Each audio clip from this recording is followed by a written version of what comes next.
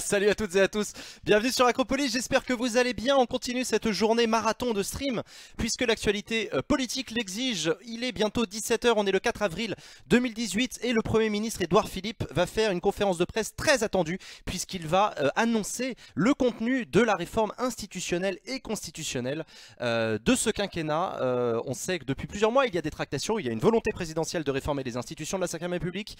Il y a des discussions qui ont eu lieu entre les pouvoirs, entre le pouvoir exécutif, le président de la République, le gouvernement et les différentes forces politiques et les différentes institutions. Et aujourd'hui, on va savoir enfin à quoi s'en tenir.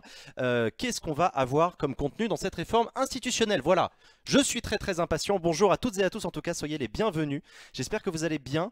Est-ce que tu as coupé mon micro tout à l'heure? Non, normalement, tu l'as pas fait. Donc c'est bon. Non, non, c'est bon, il n'y a pas de problème. Tout va bien. Merci Adrien et Raphaël en régie. Merci à vous deux.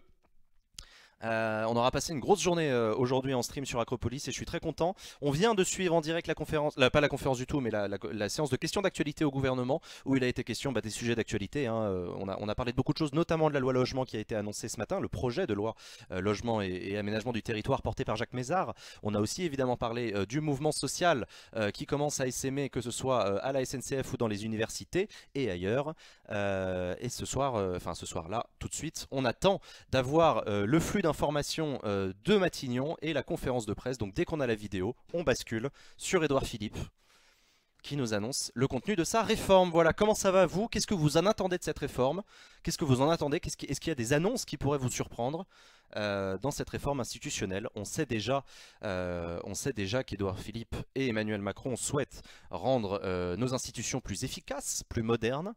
Ils souhaitent, voilà, on connaît déjà la volonté politique, réduction du nombre de parlementaires, dose de proportionnelle, suppression du Conseil supérieur, suppression de la Cour de justice de la République, réforme du Conseil supérieur de la magistrature, quelques autres petits trucs comme ça. Un statut spécial pour la Corse aussi, enfin un article spécial pour la Corse dans la Constitution, ce qui n'est pas tout à fait la même chose. Voilà, on va voir. On va passer en monarchie, peut-être, on verra. On verra en tout cas ce qu'est la lecture jupitérienne des institutions. La très attendue réforme. Suppression de 30% des parlementaires pour avoir encore plus des images vides dans l'hémicycle et que les gens pensent que les parlementaires foutent rien. J'espère pas en tout cas. J'ai une question: pour réformer la Constitution, un référendum est-il obligatoire? C'est une très bonne question, Smordibufou, pardon, excuse-moi. Et la réponse est non, il n'est pas obligatoire de passer par un référendum pour réformer la Constitution. C'est l'une des possibilités, mais il y a une autre possibilité qui consiste à réunir le Congrès, c'est-à-dire les deux chambres du Parlement, l'Assemblée nationale et le Sénat, qui votent ensemble.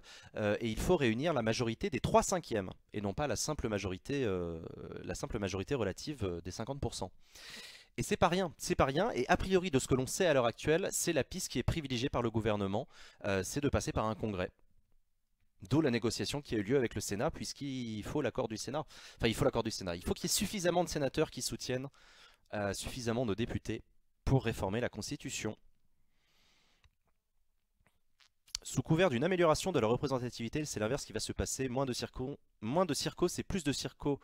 C'est des circos plus homogènes sociologiquement et donc des petits partis beaucoup plus à la peine pour passer des élus. Tché, tu as parfaitement raison, c'est l'un des arguments qui est opposé à cette réduction du nombre de parlementaires, ce à quoi le gouvernement te répondrait: oui, mais comme on va mettre une dose de proportionnelle, on va permettre aux petits partis d'être mieux représentés. Voilà. Peut-être que Macron va mettre en place un régime totalitaire. Eh bien écoute, en tout cas, s'il veut le faire, il sera obligé de passer soit par le Congrès, soit par le référendum. Macron pèse pas lourd au Sénat, mais il pèse lourd à l'Assemblée nationale, effectivement, Loustic. Effectivement, c'est très bien dit. Il a une majorité très confortable à l'Assemblée nationale, une majorité en marche, claire, mais au Sénat, il n'y a pas du tout de majorité en marche, c'est les Républicains qui sont majoritaires au Sénat, je le rappelle. Voilà. Donc on verra, on va voir dans cette conférence de presse si le gouvernement a lâché du lest sur les revendications, si je puis dire, du Sénat. En tout cas, Gérard Larcher, le président du Sénat, n'a pas manqué de faire savoir par le passé, y compris par votre presse, qu'il n'entendait pas lâcher aussi facilement des prérogatives sénatoriales et la baisse du nombre de parlementaires. Il y a aussi un autre truc important que le gouvernement veut mettre en place dans cette réforme institutionnelle, c'est la limite du cumul des mandats dans le temps. Ils veulent limiter le nombre de mandats successifs à 3, ce qui énerve beaucoup certains sénateurs qui sont attachés au cumul des mandats dans le temps. Voilà.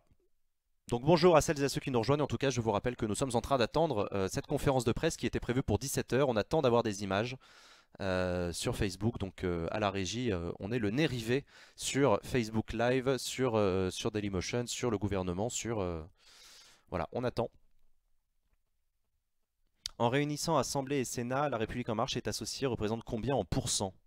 Ah, c'est une bonne question ça. C'est une très bonne question, putain. Il y a 577 députés plus 343 sénateurs, je crois, un truc comme ça. Euh... Je sais pas, tiens, vous pouvez faire des calculs dans votre coin? Ça m'intéresserait. Enfin, pas vous la régie, hein, vous le chat.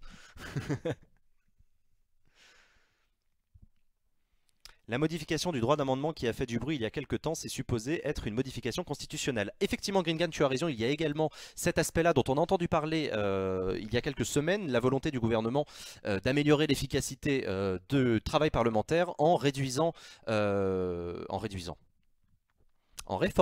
le droit d'amendement et en réduisant le pouvoir de déposer des amendements, clairement, des groupes minoritaires pour éviter de ralentir l'examen des textes législatifs dans le cadre de leurs examens dans les chambres. Ça a beaucoup fait hurler les opposants qui comptent beaucoup sur le droit d'amendement pour porter leur opposition au gouvernement.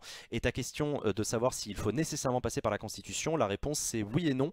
Le droit d'amendement est un droit personnel et individuel des parlementaires qui est inscrit dans la Constitution, mais les modalités d'organisation du dépôt des amendements est prévu par des lois organiques ou des lois ordinaires, je ne sais plus, et par le règlement intérieur de l'Assemblée nationale. Donc voilà, effectivement, c'est pour ça, il est important de se rappeler avant même que commence cette conférence de presse que l'on parle d'une réforme institutionnelle dans laquelle il y a une réforme constitutionnelle. Parce que pour réformer les institutions, il faut réformer la Constitution, mais pas que. Il y a aussi des lois qui prévoient notamment, par exemple, la proportionnelle pour le mode de scrutin pour les législatives n'est pas dans la Constitution. Le vote d'une loi organique suffit.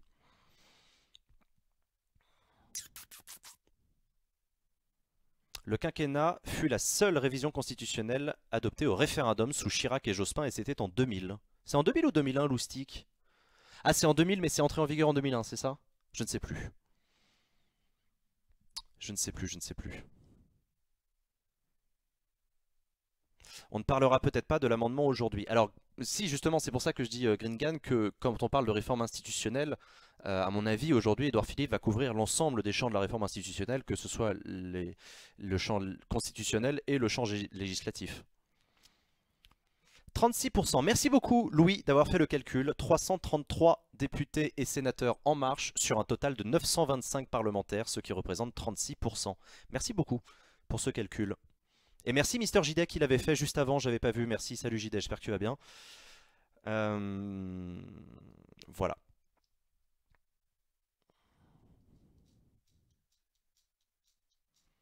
Est-ce qu'il y a une différence entre loi organique et ordinaire? Je retiens jamais. Oui, il y a une différence entre les deux. Une loi organique, c'est un peu plus fort qu'une loi ordinaire. Je suis désolé de le dire comme ça, c'est vraiment de la vulgarisation au niveau zéro, mais c'est une loi qui organise. Voilà, on va dire ça comme ça.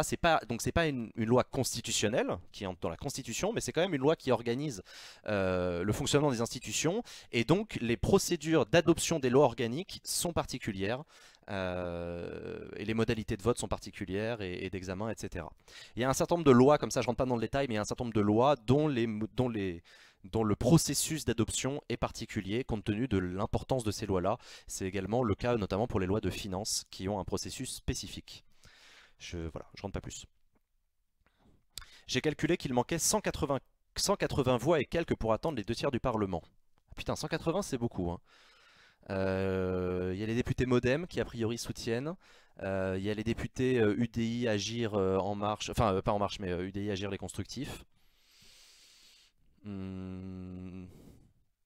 Est-ce que les socialistes vont soutenir? Pas sûr, je pense pas d'ailleurs. Non, il va falloir avoir un paquet de sénateurs, hein.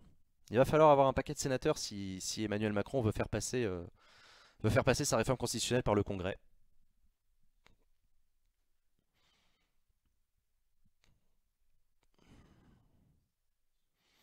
Ah, effectivement, Oni, tu as raison de calculer. Alors, bon, c'est la difficulté du calcul, mais effectivement, il ne faut pas oublier les députés Modem, mouvement démocrate, qui effectivement sont comptabilisés dans la majorité, même si c'est un groupe minoritaire. UDI agir indépendant. Putain, à chaque fois je me plante, c'est un truc de dingue quand même. Je vais finir par y arriver. C'est plus les constructifs. C'est quand les prochaines élections sénatoriales? Les prochaines sénatoriales, bah écoute, déjà que les précédentes il y a pas longtemps, donc normalement c'est dans 3 ans. Et on a un nouveau don de 50 euros. Ceci n'est pas un message de soutien au gouvernement mais à Acropolis. Putain Mazu, ça fait super plaisir, merci. C'est hyper généreux de ta part, merci beaucoup pour ton don. Merci pour ton soutien et tu passes top donateur. Merci beaucoup Mazu, ça fait super plaisir. Vraiment. 2020, merci beaucoup le chat. Putain, vous êtes hyper réactif en plus sur les questions et les réponses. Ça fait trop plaisir. Surtout quand je suis fatigué et que du coup je doute de tout et que je mélange mes mots. Heureusement que vous êtes là. Merci encore Mazu. Et j'en profite d'ailleurs pour remercier également quelqu'un qui a fait un don tout à l'heure. C'était Mazu, oui c'est ça, tu as fait un tube mensuel. C'était toi aussi. C'était juste après la séance de QAG. Donc merci à toi encore. Dans la majorité, à 2/3, y a-t-il un minimum de sénateurs ou de députés où on peut réussir avec 100% des députés? Non, 3/5, pas 2/3, 3/5. 3/5, et donc la réponse est non. 577, attends, que je vérifie. En admettant que l'intégralité des députés votent, ça ferait 577 voix.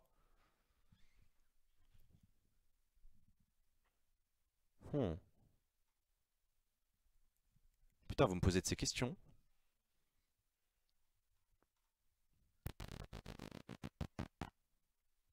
Tu pourrais augmenter un tout petit peu le son de ton micro s'il te plaît. Oui, oui, on va l'augmenter. Adrien, si tu peux monter légèrement mon micro, ce serait formidable. Et je t'en remercie par avance. Écoute, je sais pas si ça a beaucoup augmenté. Peut-être que tu t'es trompé de micro. Je sais pas si t'as le bon. Ouais, normalement là c'est bon, là ça a augmenté. Il faut un vote dans les deux chambres sur le même texte avec la majorité dans les deux chambres. Oui, alors c'est-à-dire, effectivement tu as raison de le rappeler Gultix, avant même de réunir le congrès, il faut que les deux chambres du Parlement adoptent dans les mêmes termes le projet de loi. Eh oui.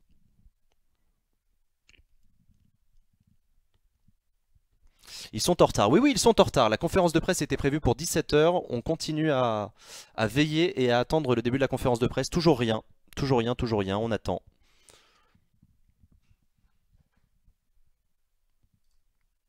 On attend. Moi aussi, je vais faire de la veille de mon côté, tiens. En revanche, si tu veux, il y a déjà des infos qui sont sorties sur la réforme et je peux te les donner. Sur des premières annonces qui ont été faites.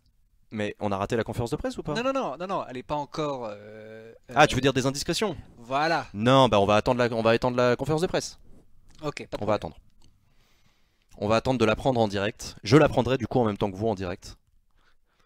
Ne me spoile pas s'il te plaît la suite du film. Déjà, c'est pas tous les jours qu'on réforme la Constitution.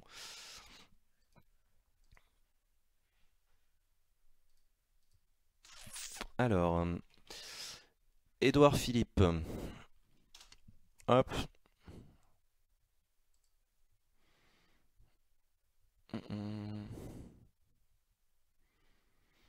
Toujours pas de live du côté d'Édouard Philippe. On va regarder du côté du gouvernement.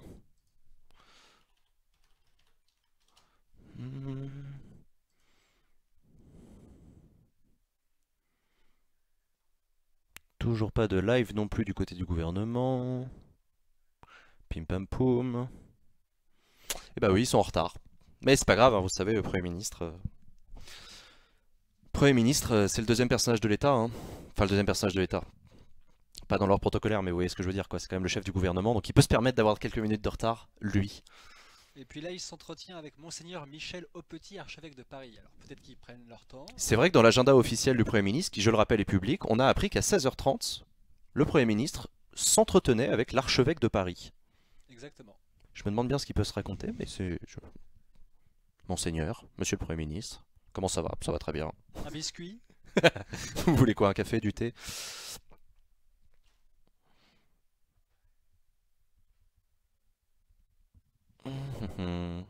Il se passe quoi en fait? Grand froid, il se passe que nous attendons la conférence de presse d'Édouard Philippe dans laquelle il doit annoncer quelque chose. Qu'est-ce que tu es en train de me montrer? Le chat, qu'est-ce qu'il dit le chat?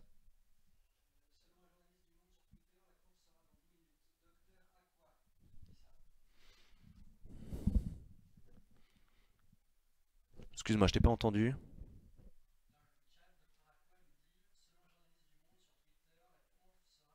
Ah, Docteur Aqua dans le chat. Merci beaucoup, Docteur Aqua, effectivement. Ok, dans 10 minutes. Merci beaucoup. Bon, et ben on a 10 minutes. Si vous avez des questions à poser, n'hésitez pas. Le chat dit probablement des bêtises. Ça peut arriver. Ça peut arriver que le chat dise des bêtises. Ça peut arriver. Ça arrive même beaucoup plus souvent que j'en dise des bêtises. Le chat est pro, mais bien sûr, le chat est pro, la régie est pro, le stream est pro, vous le savez.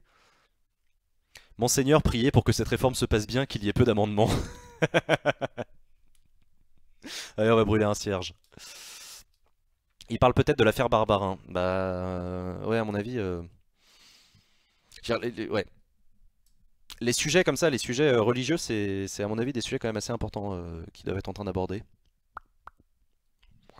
Je pense pas qu'il parle de la loi logement. C'est pas trop le délire.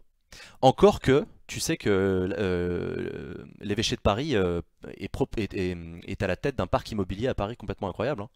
C'est un truc de ouf. J'avais appris ça quand je bossais à la mairie de Paris. Les mecs, ils ont des apparts, ils ont des immeubles, ils ont. Enfin, il y a un gros parc immobilier qui est propriété de l'église, évidemment.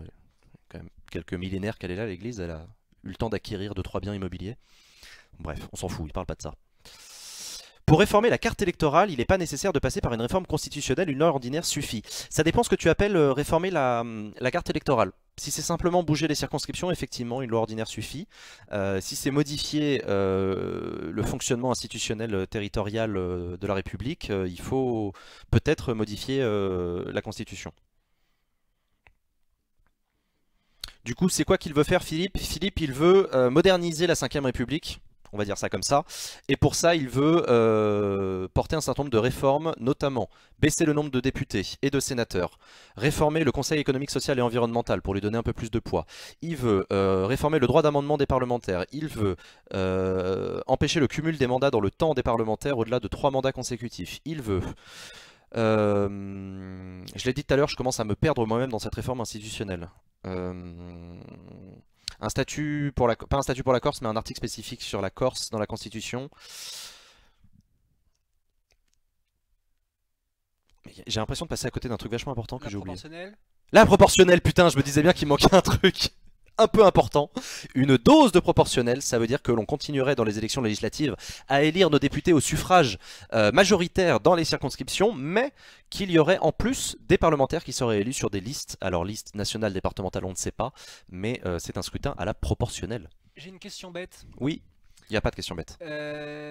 Si c'est une réforme, ouais, pour passer de la 5ème République, est-ce que de facto ça passe pas à la 6ème République vu que tu réformes? C'est une excellente question, monsieur Alcabache, je vous remercie de me la poser. Non, c'est très drôle parce que quand j'étais étudiant en droit, j'avais fait un exposé sur ce sujet-là. Tu vois. Et la réponse c'est on s'en fout en fait. Donner des numéros aux républiques ça correspond pas à grand chose parce que si à chaque fois qu'on réforme la constitution on doit lui donner le numéro suivant, on en serait déjà à la 12e ou la 15e république parce que la 5e république date de 1958 mais elle a déjà fait l'objet d'énormes réformes très importantes. Déjà en 62 l'élection au suffrage universel direct du président de la République, ça a chamboulé le texte de 58 4 ans plus tôt. Donc on aurait déjà dû dire qu'on était en 6ème République en 62. Puis ensuite il y a eu les réformes des années 70, 74, 75, etc. qui ont changé beaucoup de choses, notamment sur le rôle du Conseil constitutionnel. Ensuite il y a eu des réformes dans les années 90. Alors il y en a même qui t'expliqueraient que le traité de Maastricht a changé les choses et qu'on est encore plus passé dans une 6ème République ou une 7ème ou une 8ème. Ensuite il y a eu les réformes dont on a parlé tout à l'heure de 2002 sur le quinquennat qui a aussi changé de fait le système politique. Puis il y a eu la réforme de 2008 de Sarkozy. Donc on en serait à la 9ème, 10ème, vous voyez donc... C'est... Voilà. Alors qu'est-ce qui ferait que on passerait à une 6ème? Moi je pense que ce qui ferait qu'on passerait à une 6ème, ce serait un changement drastique institutionnel, mais vraiment drastique. Ah on a une image, on passe tout de suite en format vidéo. On met le son et on écoute Édouard Philippe.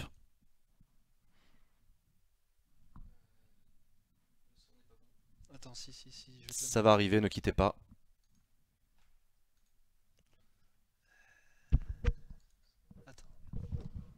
Comme ça, vous voyez le back-office, c'est formidable.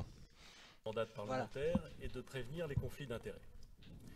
Nous souhaitons aujourd'hui porter une nouvelle ambition qui requiert pour partie une révision de notre loi fondamentale dont la philosophie d'ensemble sera bien entendu préservée car il ne s'agit ni de revenir à la 4ème République.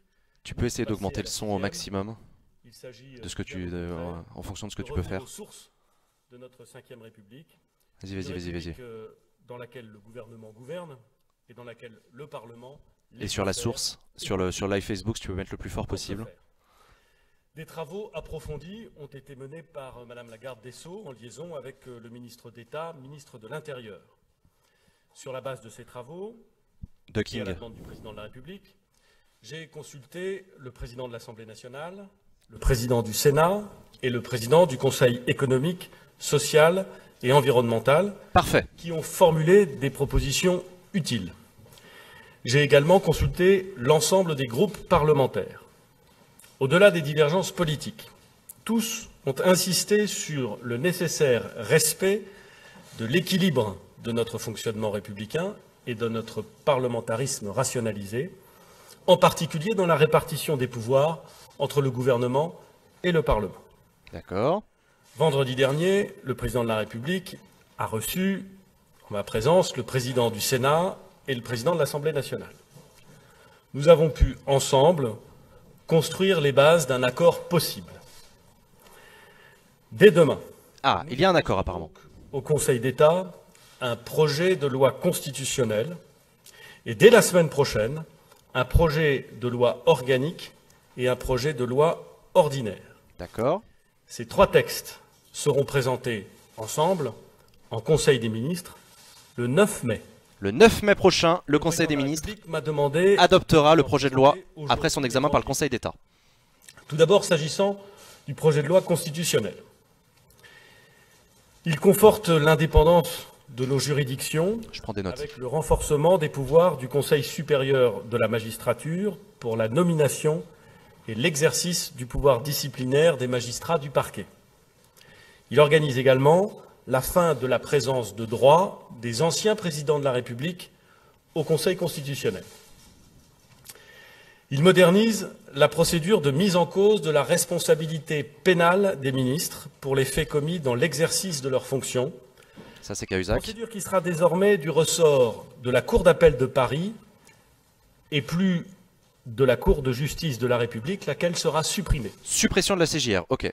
Sur la proposition du gouvernement et avec l'approbation de l'ensemble des groupes parlementaires, un filtre sera toutefois conservé pour que la responsabilité pénale des ministres ne soit engagée qu'à bon escient. Ok, je vous expliquerai pourquoi tout à l'heure. Le projet de loi constitutionnel procède également à une transformation profonde du Conseil économique, social et environnemental, qui deviendra une chambre de la société civile. Chambre de la société civile. Avec un nombre de membres réduit de moitié, d'organiser les consultations des citoyens et des experts sur les projets d'avenir pour notre pays. Le projet de loi constitutionnelle renforce l'efficacité de la procédure législative et l'effectivité du contrôle parlementaire. Sur ce point, le gouvernement a pris en compte l'opposition formulée par les présidents des groupes parlementaires à l'idée d'un contingentement des amendements. Cette disposition, le gouvernement recule, qui avait été envisagée, a donc été retirée. Ok, il n'y aura pas de limitation du droit d'amendement. Les assemblées ont convenu qu'il était nécessaire de limiter les amendements sans portée normative, sans lien direct avec le texte, ou qui ne seraient pas du domaine de la loi. Le projet de loi constitutionnelle prévoit donc une disposition en la matière. Sans revenir sur la réforme de 2008, qui a défini un équilibre entre une semaine de contrôle, une semaine d'initiative législative parlementaire et 2 semaines d'initiative législative gouvernementale, les projets de texte les plus importants ou les plus urgents pourront bénéficier d'une inscription prioritaire à l'ordre du jour. Ah putain, d'accord. Par ailleurs, la procédure sera accélérée après la commission mixte paritaire, en cas d'échec de la commission mixte paritaire, même si la nouvelle lecture... Merci Romain, merci pour ton abonnement, bienvenue. Sera maintenue. Enfin, sur le modèle de ce qui se pratique au Sénat, la discussion en séance pourra être focalisée sur les points principaux grâce à un meilleur travail en commission. L'évaluation des lois sera plus systématique et pendant les semaines de contrôle, les parlementaires pourront procéder aux corrections ou aux simplifications des lois faisant l'objet de l'évaluation. D'accord, du coup il y aura du législatif pendant le contrôle. Ce sera plus rapide, 50 jours au lieu des 70 qui prévalent aujourd'hui, mais un temps plus long sera dédié chaque printemps à l'évaluation des politiques publiques et au contrôle de l'exécution du budget par les ministres, Il s'agit là de corriger un décalage propre à nos institutions. Ok, donc ça, on est sur de l'agenda, mais en fait, c'est politiquement vachement important. Beaucoup de temps à la discussion du budget initial et très peu de temps aux conditions de contrôle et d'examen de l'exécution réelle de ce budget. Le projet de loi constitutionnelle marquera également notre confiance dans la capacité des collectivités locales de métropole et d'outre-mer d'adapter elles-mêmes les règles qui régissent leur domaine de compétences à la réalité de leur territoire. C'est un pacte girondin que nous proposons au territoire, Pacte girondin. Les recommandations du Conseil d'État. C'est aussi un gage d'efficacité et une façon de réformer sans céder à l'esprit de système. Ok, c'est la fin de l'homogénéité entre toutes les régions. Conformément aux engagements du Président de la République, la Corse trouvera sa place dans notre Constitution, ce qui permettra d'adapter les lois de la République aux spécificités insulaires, mais sous le contrôle du Parlement. Ok. Enfin, le projet de loi constitutionnelle inscrira l'impératif de lutte contre le changement climatique à l'article 34 qui définit comme le domaine de la loi. Le domaine de la loi. Le Parlement prendra ainsi sa part dans ce défi majeur du siècle. Le Conseil d'État, à l'occasion de la saisine, nous dira si le projet de service national universel nécessite un fondement constitutionnel pour valoriser l'engagement des jeunes au service de la nation. En ce cas, l'article 34 serait modifié de la même façon. S'agissant des projets de loi organiques et ordinaires, conformément aux engagements du Président de la République, les projets de loi organiques et ordinaires prévoient quant à eux une réduction de 30% du nombre de députés et de sénateurs dans des conditions qui garantissent la représentation de tous les départements et territoires. C'est-à-dire l'introduction d'une dose de représentation proportionnelle aux élections législatives. Pas plus d'éléments pour l'instant. 15% des sièges de députés à pourvoir. 15%. Enfin, l'interdiction du cumul des mandats dans le temps, au-delà de 3 mandats identiques, complets et consécutifs pour les parlementaires, les présidents d'exécutifs locaux, à l'exception des maires des communes de moins de 9000 habitants. L'objectif du gouvernement est de permettre à l'Assemblée nationale de procéder à une première lecture de ces textes avant la pause estivale, puis de parachever cette réforme en 2019. Je veux redire que ces textes contribueront à rénover profondément la vie politique et parlementaire dans un triple souci de responsabilité, de représentativité et d'efficacité. Je vous remercie. C'est la fin de cette conférence de presse d'Édouard Philippe, qui aura été très rapide. Il ne répondra pas aux questions des journalistes. Il a été très rapide sur la présentation, pourtant très dense, d'un projet de loi qui propose de réformer la Constitution ainsi que nos institutions. Je vais revenir sur chacun des points qui ont été énoncés par le Premier ministre. C'était très attendu. Il a rappelé déjà la méthode qui a été la sienne, celle de consulter les chefs, les présidents des deux chambres du Parlement, François de Rugy pour l'Assemblée nationale et Gérard Larcher pour le Sénat. Il a également consulté les présidents de groupes parlementaires et à l'issue de toutes ces discussions, le gouvernement, le président de la République et Édouard Philippe ont reçu vendredi dernier une dernière fois de Rugy et Gérard Larcher à 4 dans un bureau pour négocier ensemble et se mettre d'accord. D'après le mot qu'a utilisé Édouard Philippe, il y a eu un accord, en tout cas les bases d'un accord, et la nuance est importante, en vue de cette réforme constitutionnelle, cette réforme institutionnelle donc. Elle prévoit deux véhicules différents. Un premier véhicule qui va être une réforme constitutionnelle et un deuxième véhicule qui va être une loi organique et une loi ordinaire. À la limite, oubliez le fait qu'il y a deux véhicules, l'important c'est que tout ça est une seule et grosse réforme qui va dans la même philosophie qu'a rappelé le Premier ministre. Plus d'efficacité et plus de légitimité, représentativité, appelez ça comme vous voulez. Dans ce qui est de la réforme constitutionnelle, ok ? Je vous la fais courte. D'abord, il y a le Conseil supérieur de la magistrature qui va être renforcé, en tout cas c'est le mot qu'a utilisé Édouard Philippe, puisque notamment il va avoir un pouvoir de nomination et de contrôle supérieur que ce qui existe déjà sur les magistrats, notamment ceux du parquet, ce qui est assez intéressant puisque ça fait évoluer encore une fois l'indépendance de la justice. En tout cas ça va dans le sens de l'indépendance de la justice, c'est ce que souhaite faire le Premier ministre. Après on verra ce qu'en dira le Conseil d'État parce qu'il y a quand même 2-3 trucs qui vont pouvoir arriver. Il faudrait juste que tu fermes l'onglet, ce serait formidable. Merci beaucoup Adrien. Ça c'est pour le Conseil supérieur de la magistrature.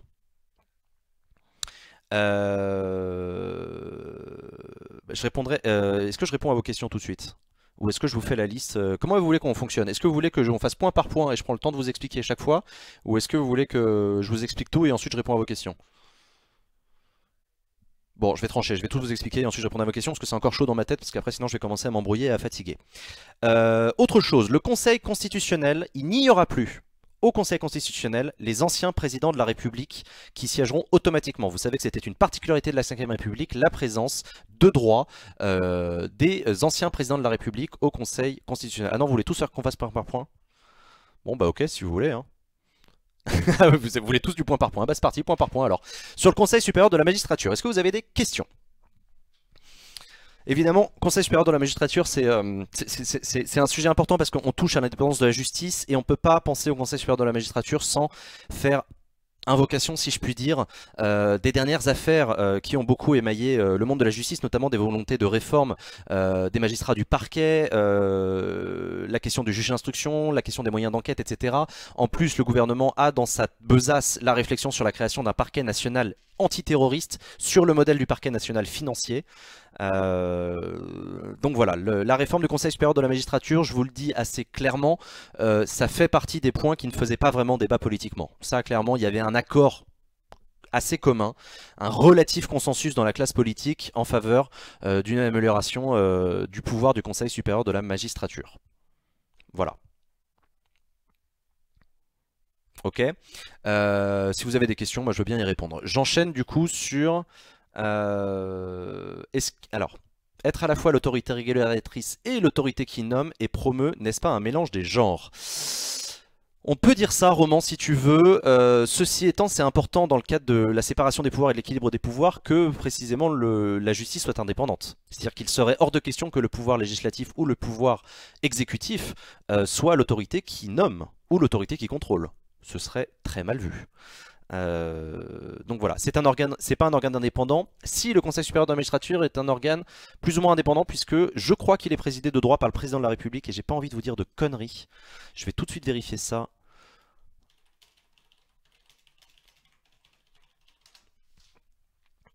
Le CSM, le CSM, le CSM.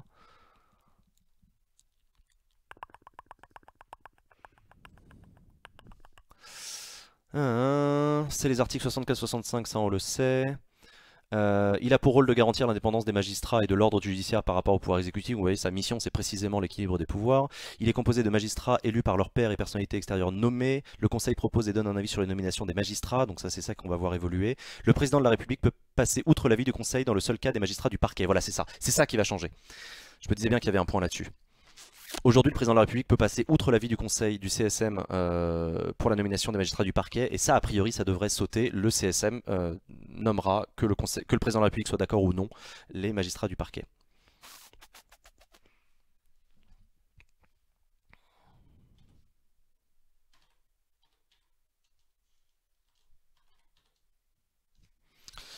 Le président du CSM aujourd'hui, c'est Bernard Louvel.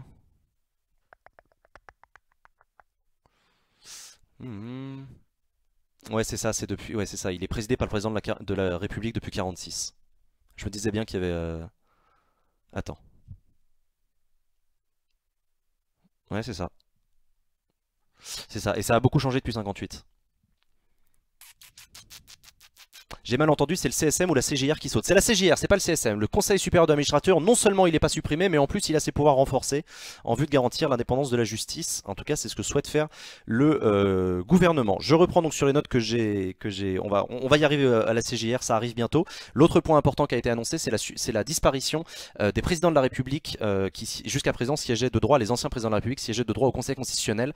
Ça soulevait beaucoup de critiques, notamment parce que le Conseil constitutionnel, depuis les années 70, pour tout un tas de raisons sur lesquelles je ne reviens pas, a gagné de plus en plus de pouvoir, notamment dans la procédure législative. Le fait que le Conseil constitutionnel juge de la constitutionnalité des lois lui donne déjà un pouvoir important. C'est aussi un gardien des libertés puisqu'il juge du respect des grands textes qui garantissent les libertés publiques par les lois. Et en plus, depuis la réforme de 2008, il y a ce qu'on appelle le contrôle a posteriori, qui fait que le Conseil constitutionnel peut valider ou non la constitutionnalité d'une loi après sa promulgation. Et donc se posait de plus en plus la question de savoir si c'était logique de continuer à y faire siéger des anciens présidents de la République qui par définition ont été aux responsabilités au moment où certaines des lois qui vont être amenées à juger arriveront sur leur bureau. Il y avait un mélange des genres et un conflit d'intérêts clair. Voilà. Imaginons qu'une loi qui a été votée et portée par Nicolas Sarkozy quand il était président de la République soit contestée devant le Conseil constitutionnel au sein duquel siège Nicolas Sarkozy. Ça ferait bizarre, on est d'accord. Et ben voilà, c'est cette bizarrerie du Conseil constitutionnel qui va être supprimée pour la première fois depuis 1958. Le Conseil constitutionnel donc existera toujours, il sera toujours composé de 9 membres, mais il n'y aura plus les anciens présidents de la République. Il y a juste une question que je me pose à voix haute, c'est est-ce que ça supprimera les anciens présidents de la République qui y siégeaient déjà, ou est-ce que ça ne s'appliquera qu'à partir des nouveaux? Ça, c'est un point important. Ça, c'est un point important. Aujourd'hui, on a membres de droit, même s'ils ne siègent pas, Jacques Chirac, Giscard, Nicolas Sarkozy, François Hollande. Le Conseil constitutionnel ne pourrait pas être constitué de gens tirés au sort. C'est pas trop l'idée, non, c'est plutôt une espèce de super Cour suprême. Et donc il vaudrait mieux des magistrats dans le truc. Mais effectivement, ce sont des sortes de personnalités qualifiées puisque les membres du Conseil constitutionnel sont nommés par le président de la République, le président de l'Assemblée nationale et le président du Sénat. Il sert à quoi le Conseil constitutionnel concrètement? Concrètement, il est extrêmement important puisqu'il valide ou pas la constitutionnalité des lois avant leur promulgation. Donc il a un pouvoir non négligeable qui d'ailleurs pose beaucoup de questions à certains juristes constitutionnalistes sur le fait qu'un conseil non élu puisse décider ou non de la constitutionnalité d'une loi alors même que cette loi a été votée par le Parlement, a été adoptée par le Parlement. Ce ne sera pas rétroactif. Ben voilà, c'est une des questions que je me pose. Si c'est pas rétroactif, ça veut dire que cette réforme du Conseil constitutionnel ne s'appliquera qu'à partir du mandat d'Emmanuel Macron. Emmanuel Macron, lorsqu'il quittera l'Elysée, ne sera pas membre du Conseil constitutionnel. Le Conseil est nommé par qui? Comme je viens de le dire, le Conseil il est nommé par... les membres du Conseil constitutionnel sont nommés par le Président de la République, le Président de l'Assemblée nationale et le Président du Sénat. Voilà.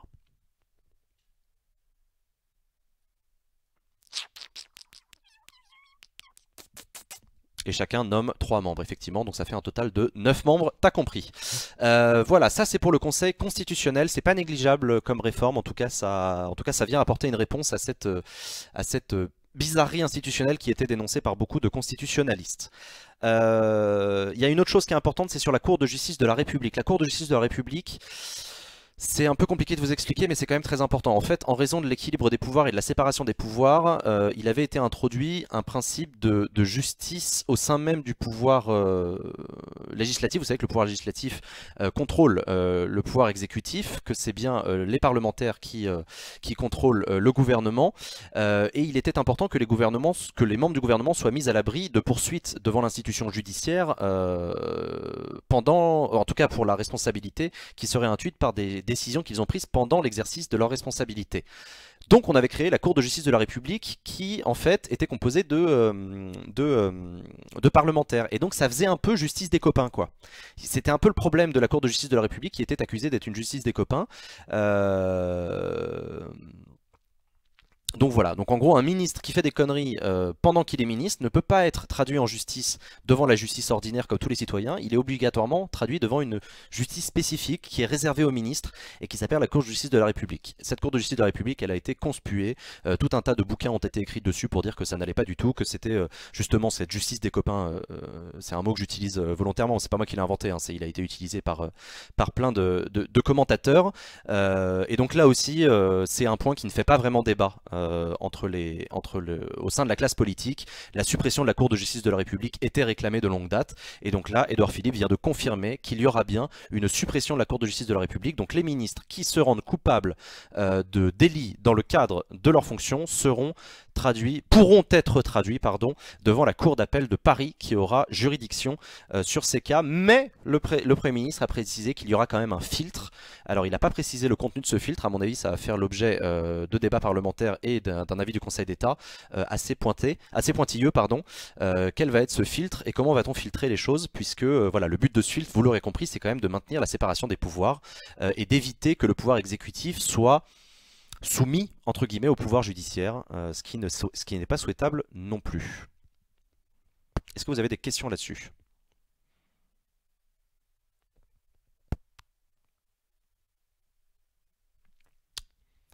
C'est tout, les mecs nommés par l'exécutif et les présidents des chambres parlementaires ne dégagent pas. Ah non, non, non, non, non, non. Les membres du Conseil constitutionnel restent membres du Conseil constitutionnel. Et Laurent Fabius reste président. C'est juste les anciens présidents de la République qui ne siègent plus.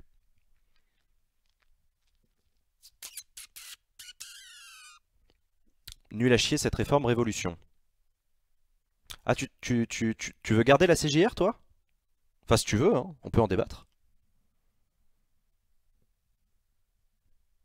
Est-ce que vous trouvez que c'est une bonne nouvelle que les ministres, bah, évidemment, on pense, alors évidemment il y a eu les affaires du sang contaminé, il y a eu des affaires, pareil, à un moment on s'est posé la question de l'affaire Tapi avec Christine Lagarde, etc. Donc il y a quand même 2-3 trucs qui se sont passés ces dernières décennies autour de scandales politico-financiers qui ont pointé du doigt le fait et le dysfonctionnement de la Cour de justice de la République. Et donc voilà, il y a beaucoup de juristes qui disaient que c'était pas normal que les ministres ne puissent pas être des justiciables comme les autres. Voilà.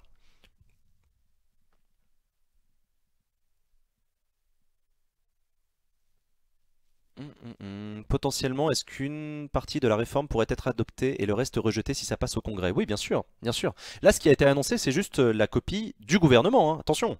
Là, on est au début d'un cycle très important qui commence par un examen en Conseil d'État, qui va être suivi par un débat parlementaire, qui va être suivi éventuellement par un Congrès. Donc attention, hein, tout ce que je vous dis aujourd'hui, c'est juste le projet. C'est pas la réforme constitutionnelle. C'est le projet. Est-ce que ça mettra en danger Sarkozy dans une de ses affaires? Non, pas à ma connaissance. Non, parce qu'il n'y a rien qui touche l'irresponsabilité du président de la République. Mais clairement, on sent que cette réforme constitutionnelle est, comment dire, imbibée d'un esprit d'augmentation de la transparence de la vie publique et de moralisation de la vie publique pour que les ministres soient jugés comme des justiciables comme les autres, pour que les présidents de la République ne soient plus membres du Conseil constitutionnel, etc. Pour le Conseil constitutionnel, Jean, les membres sont nommés s'ils sont amis avec le président de la République, le PS ou bien le président de l'Assemblée nationale. Non, ça marche pas aussi simplement que ça, même si la nomination des membres du Conseil constitutionnel fait débat parmi les juristes, c'est pas non plus la nomination des copains, d'autant que les pratiques ont évolué avec le temps et que récemment, François de Rugy par exemple, avait lancé un principe d'appel à candidature et d'audition. Les membres du Conseil constitutionnel, avant d'être nommés, sont auditionnés par les commissions compétentes, notamment la commission des lois à l'Assemblée nationale, qui veille, enfin en tout cas c'est ce qu'elle dit, à la qualité de ses membres. Personne à la place des présidents de droit dans le Conseil constitutionnel? Non, à ma connaissance, en l'état actuel de mes connaissances, non, il n'y aura pas de nouveaux membres du Conseil constitutionnel, donc on aura bien un Conseil constitutionnel à 9 membres, pas plus. Voilà. Je continue avec la réforme du Conseil économique, social et environnemental. Le Conseil économique, social et environnemental, on va en reparler bientôt sur Acropolis parce qu'on va faire une émission spéciale là-dessus. Je vous tease un petit peu, mais vous verrez ça, ce sera dans le courant du mois d'avril ou au début du mois de mai, je ne sais plus, peu importe. On en reparlera, le Conseil économique, social et environnemental, c'est la troisième chambre de l'État. C'est une chambre qui représente la société civile organisée et qui a vocation à donner son avis consultatif pour nourrir les projets, qu'ils soient du gouvernement ou du Parlement, et pour donner l'avis de ce qu'on appelle la société civile organisée, donc les organisations syndicales, les grandes fédérations associatives, etc. Le Conseil économique, social et environnemental va évoluer. C'était un engagement de campagne d'Emmanuel Macron qui veut en faire... Alors, il a utilisé plusieurs expressions à plusieurs reprises. Emmanuel Macron, il a parlé de la chambre du futur parce qu'il voulait une chambre du long terme qui notamment prenne en compte l'enjeu climatique et écologique, et il a aussi plus tard utilisé la chambre des citoyens en gros, et c'est apparemment l'option qui a été retenue, puisque ce que nous a dit Édouard Philippe, c'est que non seulement il y aura une réduction du nombre de ses membres de 50%, donc on divise par 2 le nombre du membres du CESE, qui sont aujourd'hui 300 et des brouettes je crois, mais en plus ce sera la chambre de la consultation des citoyens, ce qui est extrêmement intéressant, puisque Emmanuel Macron souhaite donc qu'il y ait une institution au sein de la République qui soit spécialement dédiée à l'organisation de la consultation des citoyens sur les textes de loi. C'est très important, ça veut dire droit de pétition, ça veut dire consultation numérique, ça veut dire organisation de débats publics, etc. Voilà. Voilà. Le CESE, c'est la chambre d'amis. Alors pareil, le Conseil économique, social et environnemental est composé en partie de membres élus par leurs pairs, par les organisations de la société civile organisée, et en partie de membres nommés. Là aussi, il y a des débats sur les modes de nomination des membres du Conseil économique, social et environnemental. À ma connaissance, en tout cas, de ce qu'a expliqué Édouard Philippe, il n'y a pas de modification de mode de composition du CESE, mais peut-être que ça fera partie du débat parlementaire, on verra bien. Consultation, donc toujours zéro pouvoir pour les citoyens. Non, pas zéro pouvoir pour les citoyens, puisque le simple fait de les consulter, si en plus c'est inscrit dans la Constitution, ça veut dire que pour la première fois, le pouvoir des citoyens est reconnu au sens de participatif. Les citoyens vont pouvoir participer à la constitution des avis du Conseil économique, social et environnemental. Mais là aussi, on va en reparler, notamment dans le cadre du débat législatif sur ce sujet-là. Il y avait un bouquin qui s'appelait Les recasés de la République, assez éclairant sur le CESE, c'est vraiment le plus haut lieu du copinage. Effectivement, ce livre a fait beaucoup de bruit, puisque c'est un livre à charge contre le Conseil économique, social et environnemental, qui dénonce une chambre du copinage, etc. Effectivement. On avait déjà fait une émission sur le CESE sur Acropolis l'année dernière, et on en refera une dans les semaines qui viennent. Le pouvoir de donner leur avis. Ouais, le pouvoir de donner leur avis, absolument. C'est toujours on est toujours dans une démocratie représentative, ce n'est pas le peuple qui fait la loi, mais le peuple participe, en tout cas les citoyens participent du travail législatif en donnant leur avis sur les projets de loi soumis au gouvernement par la voie du CESE renouvelé. Le fait de diviser par deux le nombre de personnes au Conseil ne risque pas de poser problème. Bah, ça dépend ce que tu appelles un problème, c'est-à-dire d'un simple point de vue technique, non. Tu divises par deux, tu dis juste dans la Constitution, tu écris il y a 150 membres, point barre. Ça s'arrête là, ou 170, enfin on négociera, mais voilà. Mais d'un point de vue politique, si, ça peut poser question. Ça peut poser débat. Donc voilà, ça c'est pour le CESE, mais encore une fois, gardez ça dans un coin de votre tête, on en reparlera sur Acropolis bientôt.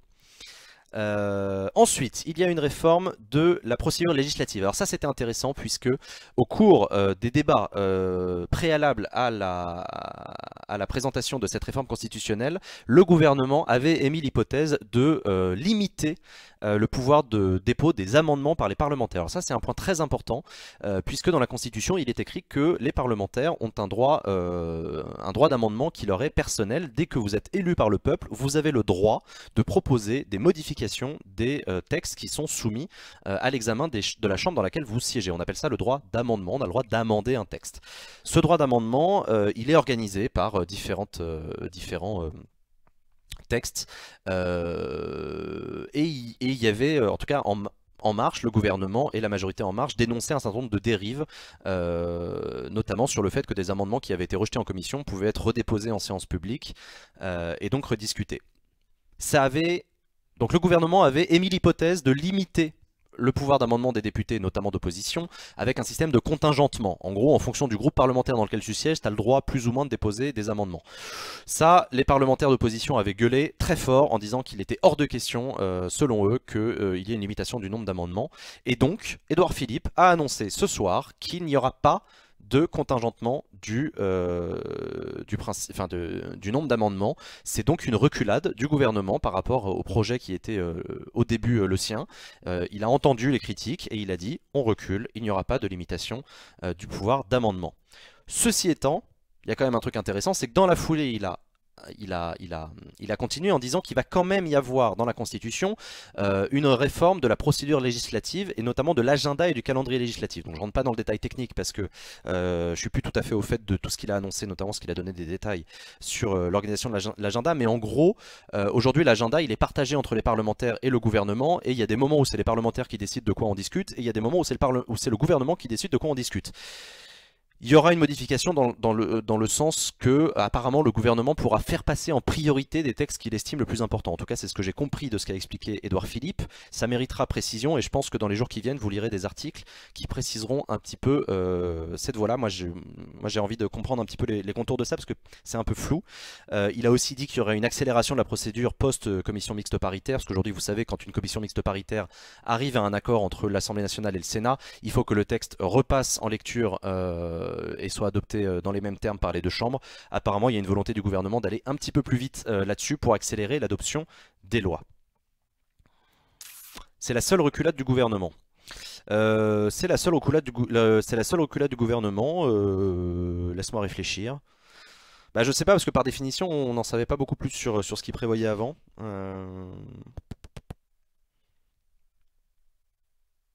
On verra, on verra, on verra, on verra. Ça puait le fake, ce truc. Ah, tu crois que c'était un ballon d'essai? Je sais pas. C'est bidon, c'est pour faire genre on est de bonne volonté, on cède pour faire accepter d'autres mesures. Ouais, c'est une manière de voir les choses si tu veux, mais en même temps, c'est quoi la différence avec une vraie reculade? Je sais pas, qu'est-ce que vous en pensez? Ah oui, les amendements, j'ai pas tout compris de ce qu'il nous a dit. Bah écoute, voilà, moi de ce que j'ai compris, il a affirmé qu'il ne mettra pas dans sa réforme ce qu'il avait pourtant prévu de mettre au début. Mais que ceci étant, il va quand même essayer d'améliorer la procédure législative pour la rendre un petit peu plus efficace. Pareil, il a parlé de la réforme des discussions, donc apparemment il veut renforcer le pouvoir des commissions dans les deux chambres du Parlement en permettant que la séance publique soit concentrée sur l'examen des points les plus importants du texte. En gros, on discute en commission des points techniques et quand on arrive en séance publique, on ne discute que des points qui vraiment sont politiquement les plus chauds. La discussion sur le point et la virgule, on n'en discute pas en séance publique. Adrien, Un exemple de ça, monte ton micro s'il te plaît. un exemple de Merci. ça, il l'a dit, le vote du budget sera plus rapide, 50 jours au lieu de 70, mais un temps plus long sera organisé pour l'évaluation des politiques publiques. J'allais y venir, c'était mon point suivant, effectivement. Parmi l'agenda de l'année sur le travail du Parlement, il y a un moment qui est très important, c'est le vote du budget. Aujourd'hui, le vote du budget, il est hyper concentré sur l'automne et l'hiver. En gros, on est sur de octobre à décembre, les parlementaires font pratiquement que du budget. Or, les parlementaires, depuis longtemps, se plaignaient de ce rythme calendaire mal phagocyté qui leur donnait peu de temps en amont, au moment du printemps, pour discuter de l'exécution du budget de l'année précédente. En gros, on faisait tout en même temps la négociation du budget de l'année suivante tout en discutant de l'exécution du budget de l'année précédente. Même si la loi de règlement est votée pendant l'été, en gros, les parlementaires n'étaient pas satisfaits de ce mode de fonctionnement-là et donc ils demandaient à mieux organiser ça. Et là, effectivement, Édouard Philippe a annoncé qu'il y allait avoir une réforme de l'évolution des propositions de loi, notamment du budget, avec un calendrier mieux organisé sur l'année et notamment un temps au printemps qui sera consacré dans la Constitution. Il y aura un temps au printemps qui sera consacré à l'évaluation de l'exécution du budget voté l'année précédente. Voilà, ça peut paraître technique, mais c'est ça le droit constitutionnel. C'est que on a toujours l'impression que c'est technique, mais en fait, sous la technicité se cachent des vrais enjeux politiques de pouvoir non négligeables. Et donc là aussi, c'est un point de vue intéressant. Enfin, c'est une avancée intéressante, enfin une avancée, c'est une modification intéressante puisqu'il y a du mouvement du côté de l'agenda législatif. Et notamment du point de vue de l'agenda législatif, il y a aussi un truc que je vous ai pas dit, c'est que, mais vous le savez peut-être déjà, l'agenda du Parlement s'organise entre des semaines de contrôle et des semaines législatives. En gros, il y a des semaines pendant lesquelles le Parlement travaille à l'écriture, au débat et à l'examen des amendements sur les lois, et il y a des semaines pendant lesquelles le Parlement se concentre sur le contrôle de l'action du gouvernement, qui est, je le rappelle, une prérogative du Parlement. Là, apparemment, Édouard Philippe, pareil, il a introduit une sorte de souplesse dans ce fonctionnement-là, en disant que pendant les semaines de contrôle, il y aurait une possibilité d'adopter des mesures législatives pour tenir compte du contrôle. Alors, bon, pareil, moi j'ai envie d'en savoir un petit peu plus sur est-ce que ça comporte l'intégralité des domaines législatifs ou est-ce que c'est uniquement pour le budget? Est-ce que ça veut dire que pendant le printemps, ils vont voter des lois de finances rectificatives? Honnêtement, je sais pas. Je sais pas trop.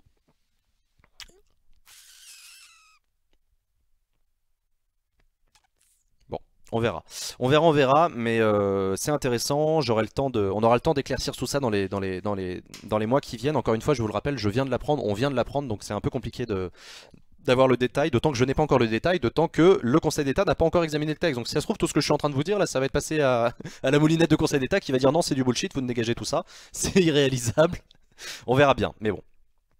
Ça consiste en quoi le contrôle de l'action du gouvernement? Concrètement, j'ai jamais bien saisi. Est-ce que tu aurais un exemple? J'en ai plusieurs des exemples. Le contrôle de l'action du gouvernement, c'est déjà le fait que le gouvernement est responsable politiquement devant l'Assemblée nationale.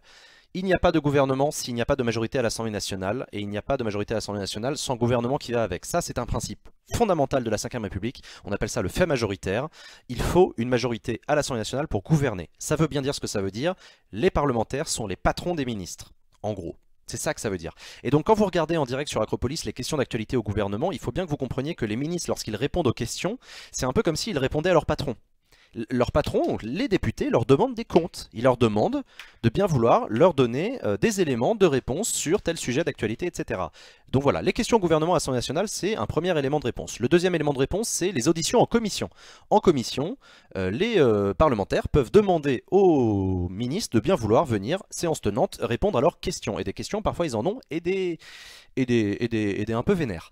Il y a aussi des séances de questions orales sans débat, il y a aussi des séances, je continue à réfléchir sur ce qui existe en termes de séances, mais je crois que j'ai un peu fait le tour. Ensuite il y a le principe des questions écrites, les députés peuvent prendre la plume, hop, et écrire une question à un membre du gouvernement sur une question en disant « Monsieur le ministre de la Santé, je voudrais savoir ce que vous comptez faire en matière de machin. Comment se fait-il que les recommandations de la Cour des comptes machin n'ont pas été machin où en êtes-vous dans l'application de telle loi que nous avons votée il y a 3 ans, etc. » C'est ça les missions de contrôle. Ils sont bien là dans le contrôle de l'action du gouvernement. Si tu veux un autre exemple, je peux continuer. Les députés ont la possibilité par exemple de visiter n'importe quel lieu de privation de liberté sans prévenir l'administration pénitentiaire. Voilà, un député peut se présenter à la maison d'arrêt de sa circonscription ou d'à côté ou de la région d'à côté, de frapper à la porte et de dire je veux visiter ce lieu de cette prison, vous devez m'ouvrir la porte. Et bien ça, voilà, c'est typiquement l'action gouvernementale, donc l'administration pénitentiaire qui dépend hiérarchiquement du gouvernement, qui est obligée d'ouvrir ses portes aux députés pour lui montrer l'état des prisons. Voilà, c'est ça le contrôle de l'action gouvernementale. J'espère que c'est plus clair pour toi. Le fait majoritaire, ça veut pas dire ça du tout, c'est l'inverse. Si, je te garantis que c'est ça. Le fait majoritaire, c'est le fait que c'est la majorité qui gouverne.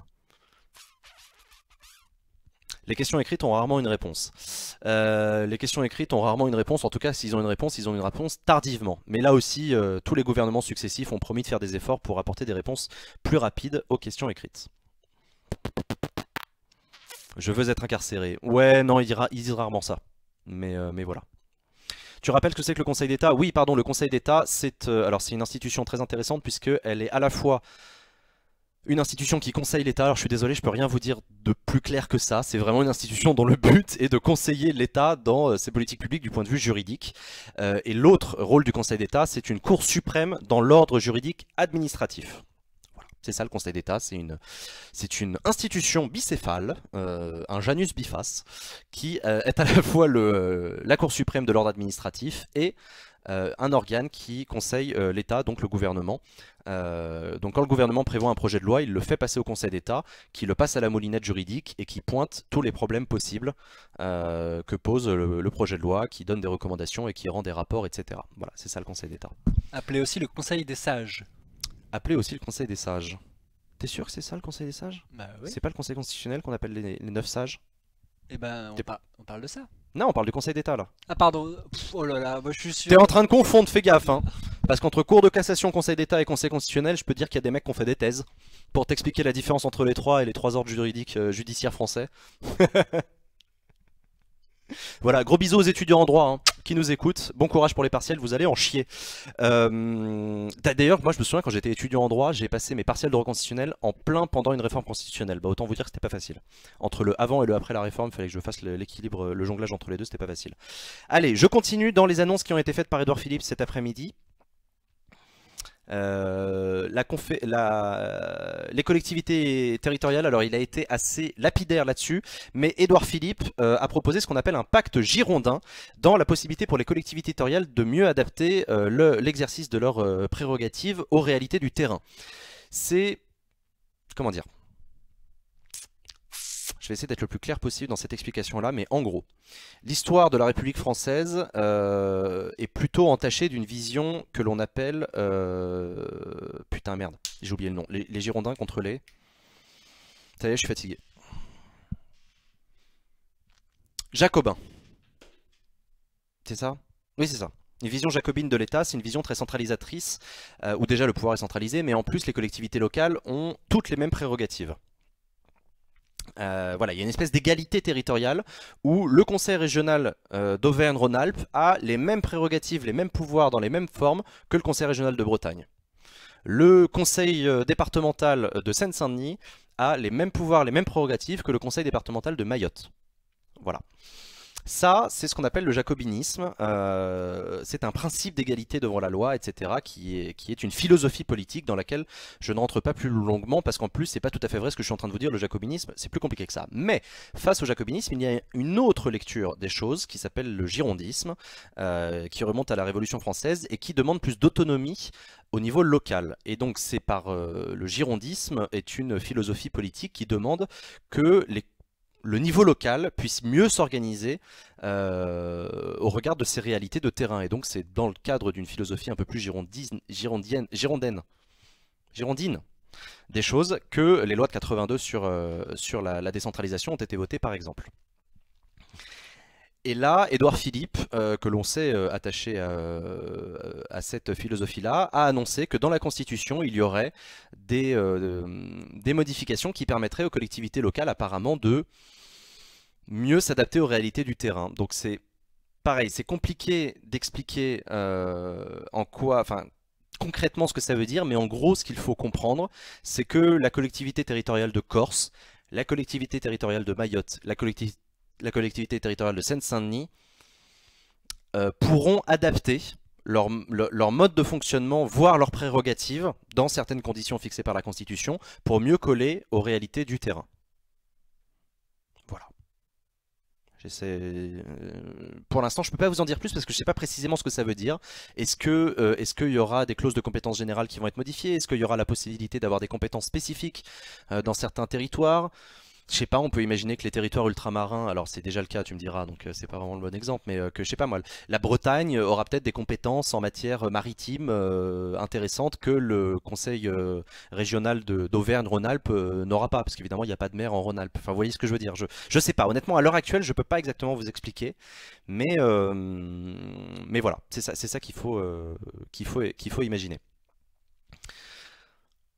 La Corse aura bien sa place dans la Constitution, ça a été confirmé par le Premier ministre, ça avait été annoncé à la collectivité territoriale de Corse. Il y aura bien un article spécifique qui donnera de fait une place spécifique à la Corse dans la Constitution, mais le Premier ministre a été très clair, il ne s'agit pas de donner une quelconque indépendance à la Corse. La Corse continuera à être soumise aux lois du Parlement national français, ça ne change pas. S'il y a la mer de glace en Rhône-Alpes, putain. Commencez pas à m'embrouiller la tête. Sur le Conseil d'État, sur une modification de la Constitution, comment est-ce qu'il évalue la conformité d'une loi si ce n'est pas la Constitution? Non, le Conseil d'État, il n'est pas là pour valider la constitutionnalité d'une loi constitutionnelle, parce que déjà ça n'a pas de sens. Le Conseil constitutionnel non plus d'ailleurs. Il est juste là pour pointer les difficultés possibles que posent les propositions du gouvernement. En gros, voilà, c'est ça. Le gouvernement donne au Conseil d'État sa copie en disant bah voilà, on a tant d'articles qu'on imagine, on voudrait changer la loi en changeant ça, il le donne au Conseil d'État et le Conseil d'État examine article par article et il dit là attention parce que si vous faites ça, ça va avoir un impact sur telle autre disposition législative qui va créer un déséquilibre dangereux et il vaudrait mieux écrire la loi de telle manière. Voilà, ça peut être ça l'avis du Conseil d'État. En gros, c'est une voie vers une sorte de fédéralisme à la française. C'est pas faux. C'est pas faux.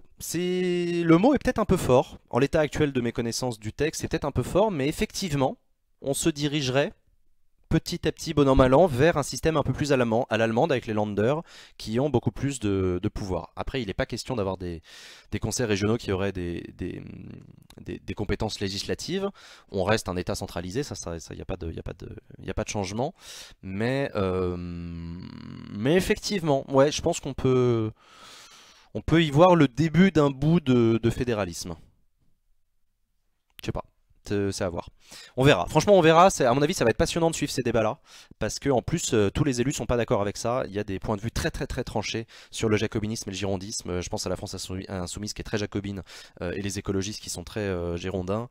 Enfin voilà, on verra bien, ça va être intéressant. Autre chose que j'ai trouvé très intéressante, le Premier ministre a dit que la lutte contre le réchauffement climatique serait inscrite dans l'article 34 de la Constitution. Alors l'article 34, c'est le domaine de la loi. Donc en gros c'est un article qui dit dans quel domaine est-ce que la loi peut intervenir, par opposition à l'article 37, je crois, qui est le domaine réglementaire. En gros, le gouvernement s'occupe du domaine réglementaire, le Parlement s'occupe du domaine de la loi. Et donc là, il veut introduire dans l'article 34 la lutte contre le réchauffement climatique. Je trouve ça intéressant.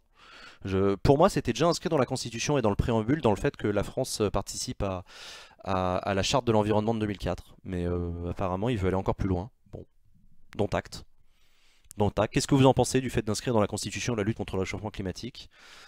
Je voudrais quand même vérifier l'écriture exacte de l'article 34. Comment il est écrit? Ouais, c'est ça en fait, c'est ça. L'article 34 de la Constitution, en fait, c'est une liste. C'est une liste des domaines dans lesquels la loi peut intervenir. Donc c'est une liste très très large. Et donc il veut rajouter un alinéa. Je vous lis quelques exemples. Hein. L'article 34 de la Constitution. 2 points, je cite, la loi fixe les règles concernant, 2 points, premier tiret, les droits civiques et les garanties fondamentales, la nationalité, la détermination des crimes et des délits, l'assiette, le taux et les modalités de l'impôt, etc., etc., etc. Enfin, vous voyez ce que je veux dire, quoi. C'est une liste à la Prévert, et donc a priori il veut rajouter un tiret dans lequel il y aurait écrit les règles qui permettent de lutter contre le réchauffement climatique. Je trouve ça bizarre de mettre un objectif politique dans l'article 34. Je sais pas, à mon avis là le Conseil d'État il va gueuler un coup. Le gouvernement fera-t-il un référendum pour approuver ou non cette réforme? En l'état actuel des choses, ce n'est pas prévu, en tout cas ça n'a pas été annoncé, mais le gouvernement se garde la possibilité, je crois, d'avoir recours à un référendum si jamais il n'y a pas d'accord entre les deux chambres du Parlement et il n'y a pas de majorité des 3/5 au Congrès, même si Édouard Philippe a commencé sa conférence de presse en disant qu'il y avait les bases d'un accord qui aurait été trouvé entre le Sénat et l'Assemblée nationale. Donc voilà. Quelque part, donner plus de pouvoir aux collectivités, c'est bien, mais leur donneront-ils les moyens financiers qui vont avec? Ah bah ça c'est la question de la fiscalité locale. Mais effectivement tu as raison, on pourra en reparler au moment où il s'agira d'en reparler. C'est de la poudre de perlimpinpin, concrètement ça va changer que chi au Parlement. Si, ça va quand même beaucoup changer. Beaucoup changer. Je continue. La lutte contre le changement climatique dans l'article 34. Et pareil, alors... Édouard Philippe a parlé du service national universel. Alors vous savez que Emmanuel Macron, pardon, le président de la République, s'était engagé pendant la campagne présidentielle à créer un service militaire, nouvelle génération, qui finalement a été renommé plus tard service national universel, sur lequel il a fait travailler des parlementaires qui ont rendu des rapports, etc. Donc ça commence à agiter un petit peu les réflexions du gouvernement. Et le Premier ministre Édouard Philippe a dit dans sa conférence de presse tout à l'heure qu'il demanderait au Conseil d'État si la création d'un service national universel devrait faire l'objet d'une modification constitutionnelle, auquel cas il l'intégrerait dans la modification constitutionnelle. Donc, comme on ne connaît toujours pas le contour du service national universel, c'est compliqué de savoir ce que va répondre le Conseil d'État, mais en gros le Conseil d'État va devoir dire si, oui ou non, il faut modifier la Constitution pour créer ce service national universel, en partie obligatoire. Là aussi, à mon avis, il va y avoir des débats agités, donc voilà. Est-ce que vous avez des questions là-dessus? On a bientôt fini, je vous le rassure. Hein. Ça m'étonnerait que les Républicains et l'UDI majoritaire au Sénat approuvent cette réforme, puisque ces partis comptent beaucoup d'élus, notamment des députés. Quel intérêt pour eux d'en perdre avec la réforme constitutionnelle? Baisse du nombre de députés. Et bah c'est toute la négo. C'est toute la négo sur le reste de ce qui a été proposé. Sur l'amélioration de la procédure législative, on verra. Sachant que, évidemment, Emmanuel Macron a l'intention de jouer politiquement, il a l'intention de jouer l'opinion contre les parlementaires. Hein. Ça, c'est un secret de polichinelle. Hein. Il sait que l'opinion publique soutient la baisse du nombre de parlementaires et le non-cumul des mandats. Donc, voilà. Allez, je continue avec la loi organique, avec les mesures de cette réforme institutionnelle qui seront comprises dans les lois organiques et ordinaires. Il y a 3 choses qu'il faut retenir. La baisse de 30% du nombre de députés et de sénateurs, donc le chiffre est confirmé, c'était bien la rumeur qu'on avait, c'est 30% de députés en moins, 30% de sénateurs en moins, et 50% de membres du CESE en moins. Ça veut dire qu'on aura non plus 577 députés, mais à peu près 400 députés. Et pour les sénateurs, Adrien, on sera à 200... 244 sénateurs et 404 députés. Merci beaucoup. 244 sénateurs et 404 députés. Donc une réduction de 30% du nombre de députés et de sénateurs. On passera de 950 et des brouettes parlementaires à 600 et des brouettes. Voilà. 648 pour être exact. 648. Donc ça, c'est la première chose. Donc, alors l'autre chose qu'il a dit, parce que pareil, les mots sont importants, il a dit réduction du nombre de députés tout en maintenant la représentativité des territoires. Parce qu'on sait que l'une des oppositions qui lui était faite, l'un des arguments qui lui était opposé par des opposants à cette réforme-là, c'était la représentativité des territoires ruraux, en disant mais si dans un département il n'y a pas assez d'habitants pour avoir un député, est-ce qu'on va avoir des départements en France qui n'auront plus de députés? Et ce serait grave, selon les opposants, du point de vue de la représentativité des parlementaires. Édouard Philippe a eu une phrase dans sa conférence de presse pour expliquer qu'il y aurait des garanties qui seraient apportées. À mon avis, il va expliquer qu'on se démerdera pour qu'il y ait toujours au moins un député et un sénateur par département. Comme ça a aussi été annoncé. Donc c'est bien 30% la réduction du nombre de députés. Ensuite, il y a la question de la proportionnelle, parce que ça aussi, ça a été annoncé par Édouard Philippe tout à l'heure dans sa conférence de presse.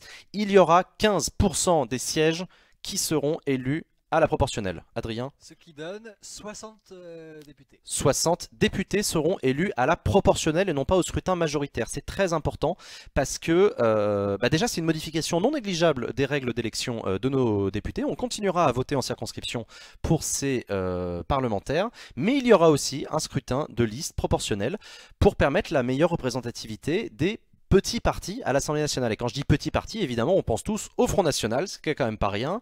On pense aussi au MoDem. On sait que François Bayrou, soutien d'Emmanuel Macron, réclamait une dose de proportionnelle. Donc là, c'est clairement un satisfecit qui lui est apporté. On sait que les écologistes aussi demandaient de la proportionnelle. Et on sait que la France Insoumise aussi n'est pas insensible à la proportionnelle.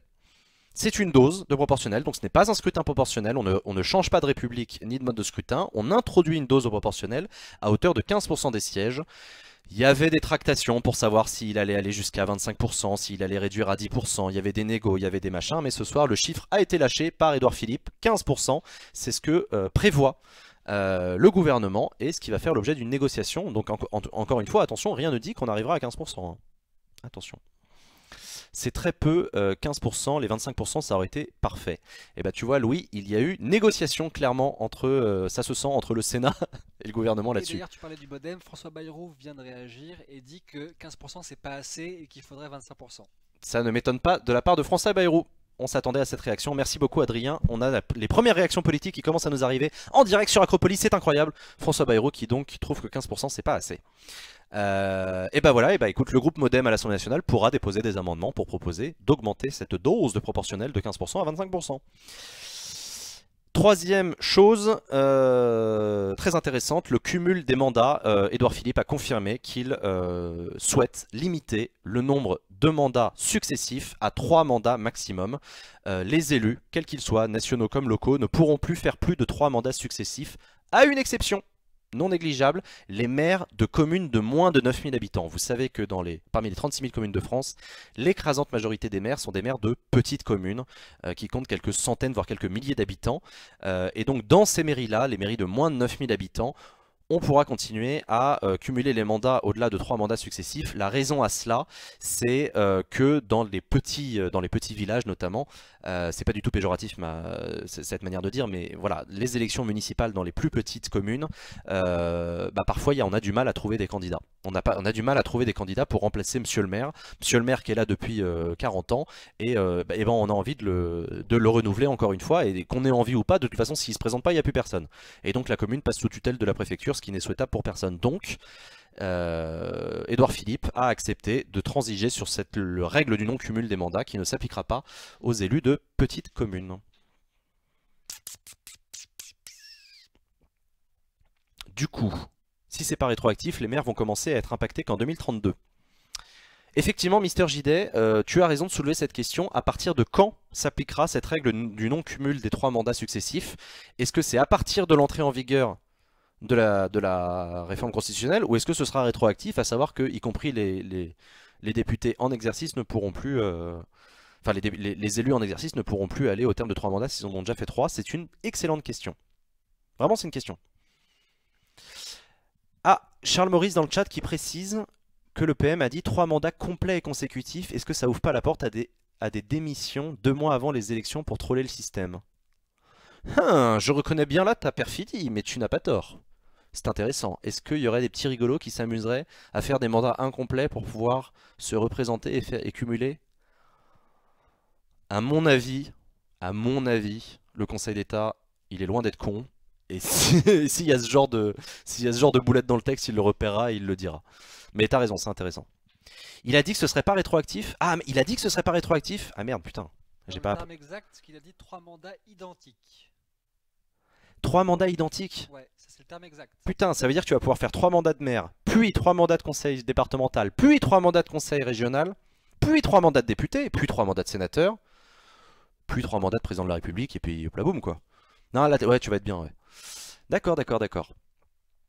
Donc le scénario à la Poutine, ouais, c'est ça que disait Charles Maurits, le scénario à la Poutine. Je n'en sais rien, je n'ai pas la réponse à cette question, c'est une bonne question.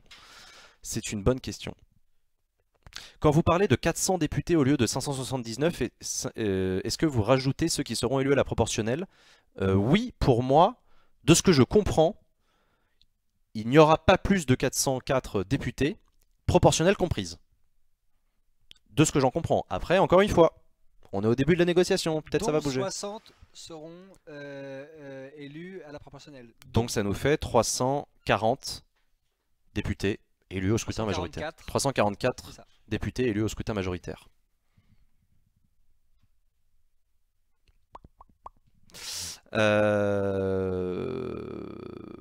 Voilà, j'ai fait le tour. J'ai fait le tour, ça m'a pris 1 heure, mais j'ai fait le tour de ces annonces très importantes, très techniques, mais très politiques. On a enfin la copie du gouvernement Édouard Philippe, donc, qui nous a donné ses propositions de modification du texte constitutionnel, de réforme institutionnelle. Il va quand même y avoir pas mal de choses qui vont changer. Ça peut paraître être des ajustements marginaux et techniques, mais en réalité c'est très politique, donc c'est très intéressant. L'autre chose qu'il a dit et qui est intéressante, c'est le calendrier. On sait que Emmanuel Macron voulait aller vite. Il voulait que dès l'été 2018, la réforme soit adoptée, mais Édouard Philippe a annoncé un calendrier plus souple. Il a dit que l'examen de ce texte commencerait cet été. Donc il a dit que le 9 mai, il y aurait adoption du texte en Conseil des ministres, donc après examen par le Conseil d'État. Puis une fois que le texte en Conseil des ministres est déposé sur le bureau de l'Assemblée nationale, il y aura un examen parlementaire qui va durer pendant l'été et on le devine pendant l'automne, etc. Et a priori, il y aurait une entrée en vigueur et une adoption définitive en 2019. Voilà. Donc effectivement, je ne sais plus qui tout à l'heure demandait quelles étaient les reculades du gouvernement. C'est difficile de parler de reculades puisqu'on ne savait pas exactement ce qu'il prévoyait avant, mais effectivement le calendrier a été assoupli par rapport à ce qu'on pensait. 15% à la proportionnelle, c'est moins que les 25% réclamés par Bayrou & Co. Le cumul des mandats qui ne concernera pas les maires de petites communes, et ça on sait que c'était un point important pour notamment les députés les républicains et les sénateurs.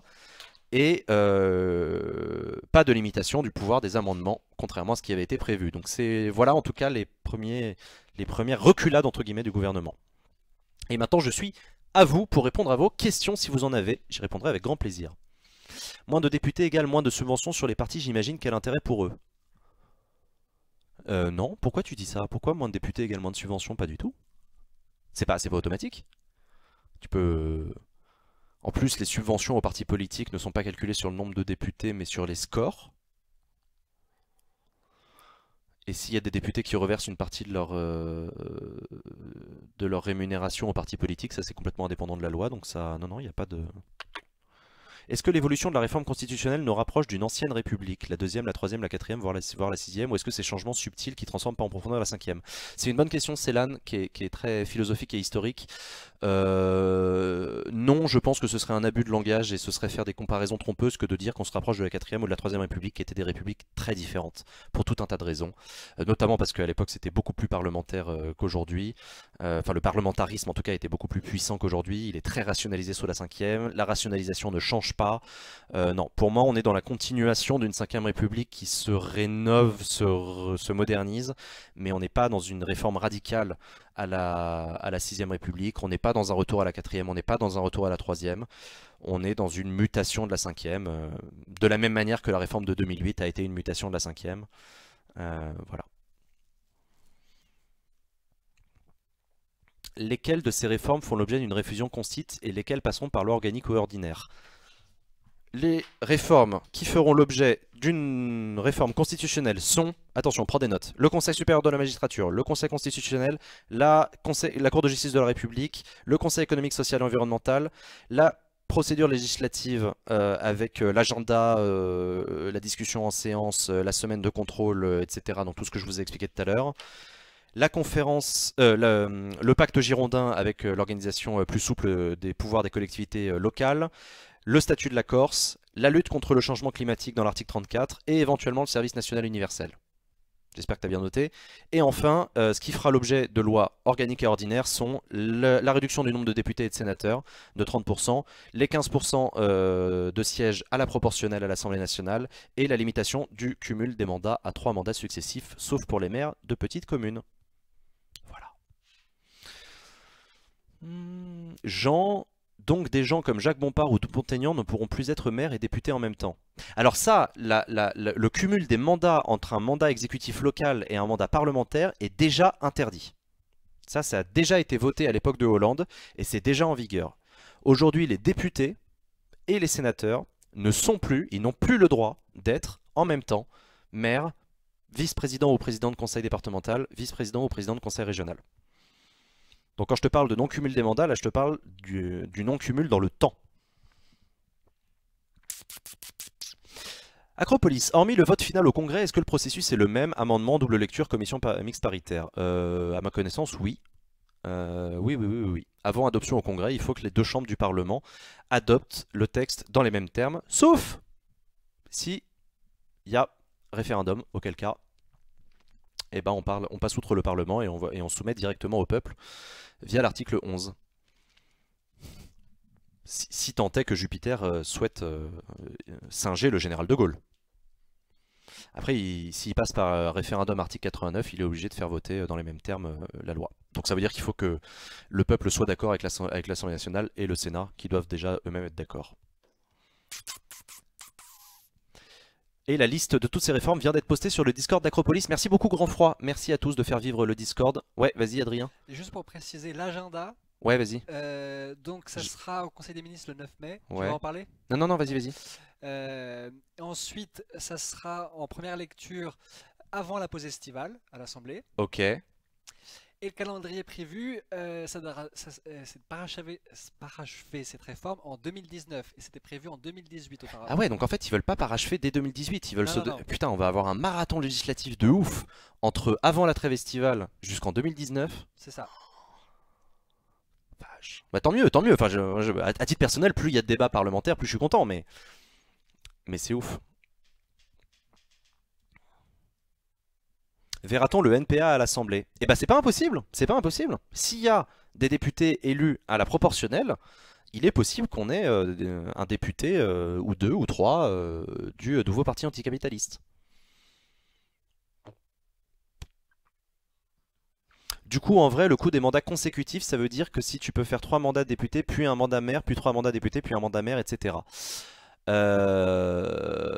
Oui, en l'état actuel de ce que j'en comprends, JD, oui. Mais encore une fois, ça mérite. Là, je peux pas te répondre parce que le seul élément que j'ai, c'est ce qu'a dit à l'oral le Premier ministre. Moi, j'aimerais bien avoir le texte sous les yeux là. D'ici au 9 mai, on devrait avoir le texte issu du Conseil d'État. Enfin, après relecture par le Conseil d'État. Et j'aimerais bien voir exactement ce qui est écrit.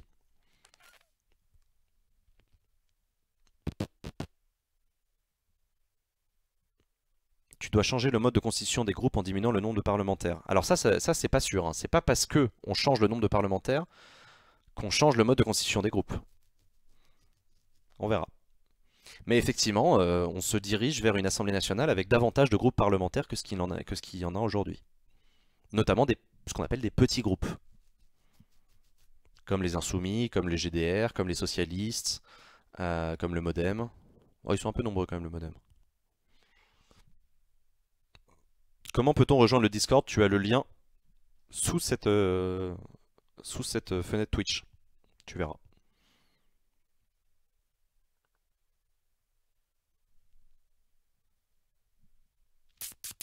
S'ils baissent le nombre de députés, vont-ils baisser le nombre de députés minimum pour faire un groupe parlementaire? Car sinon j'ai peur que les petits partis soient pénalisés. Bah exactement, c'est ce que j'étais en train de dire. À mon avis, oui, il va y avoir des effets de seuil qui font qu'il va y avoir une nouvelle négociation à l'Assemblée nationale, au Sénat, voilà, quelles sont les conditions qu'on se donne, qu'on se donne pour constituer des groupes.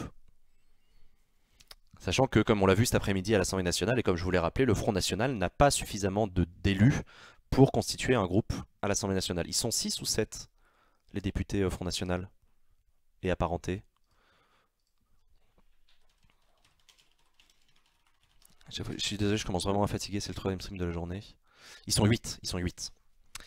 8 députés, ce n'est pas suffisant pour faire un groupe, je crois qu'il faut des députés pour faire un groupe. Je sais plus, en fait ça change à chaque législature, parce que l'Assemblée nationale se réorganise à chaque législature et se dote de quotas différents. Je rentre juste du taf, le Premier ministre ne pense pas qu'à la France qui travaille à faire des conférences de presse à 17 h. Ouais, il s'excuse auprès de toi.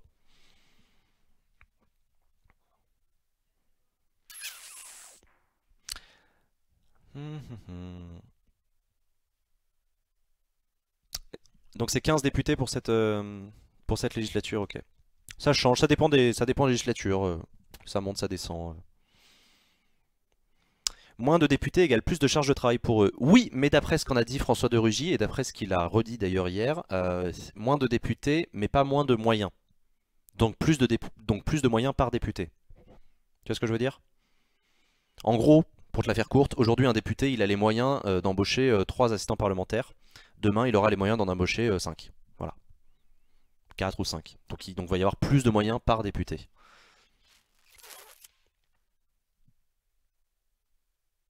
Le nombre de députés pour faire un groupe baisse avec le nombre de députés communistes. C'est exactement ce que j'allais dire. C'est à moitié anecdotique mais c'est vrai. C'est en fonction du nombre de députés communistes qu'on décide combien il faut pour faire un groupe. Ah là là. Je pense pas qu'il y aura de budget. Non, il n'y aura pas de budget supplémentaire, mais il y aura autant de budget qu'avant pour une chambre composée de moins de députés.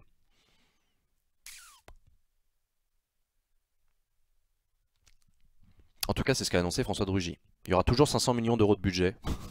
À peu près 550, je crois.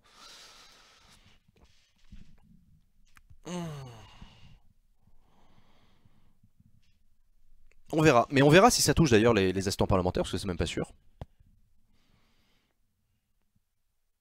Qui décide du nombre de députés nécessaires pour un groupe? C'est l'Assemblée nationale. Les cocos auront un groupe, mais ils ont déjà un groupe, les cocos. Ça s'appelle le groupe GDR, Gauche démocrate et républicaine. C'est pas gentil de demander s'ils auront un groupe. Ils sont 16 députés. Et ils sont 16. Si tu veux, je te fais un petit récap du nombre de députés par groupe. Ouais, vas-y. Alors, monte un peu ton micro par contre. Alors, donc Gauche démocrate et républicaine, donc les communistes, 16. La France insoumise, 17. Les socialistes, 31 membres, dont 28 PS et 3 apparentés. La République en marche, 313, donc 4 apparentés. Le Modem, 47, donc 4 apparentés. Les constructifs, républicains, UDI et indépendants, attention, 35, dont 1 est apparenté. Ouais. Les républicains, 100, dont 5 apparentés. Ils sont 100 les républicains. Ouais. Et le FN, ils sont 8. FN, ils sont 8. Ouais, ok, d'accord.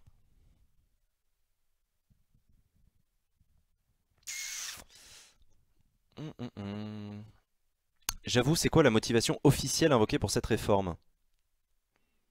La motivation officielle, c'est tout ce qu'a dit Emmanuel Macron pendant sa campagne présidentielle. C'est plus d'efficacité, une république mieux organisée, un travail législatif plus efficace, une meilleure représentativité des Français. Enfin, c'est tous les éléments de langage. Enfin, c'est pas gentil d'appeler ça des éléments de langage. C'est des arguments portés par la majorité et le gouvernement pour modifier nos institutions et mieux les faire correspondre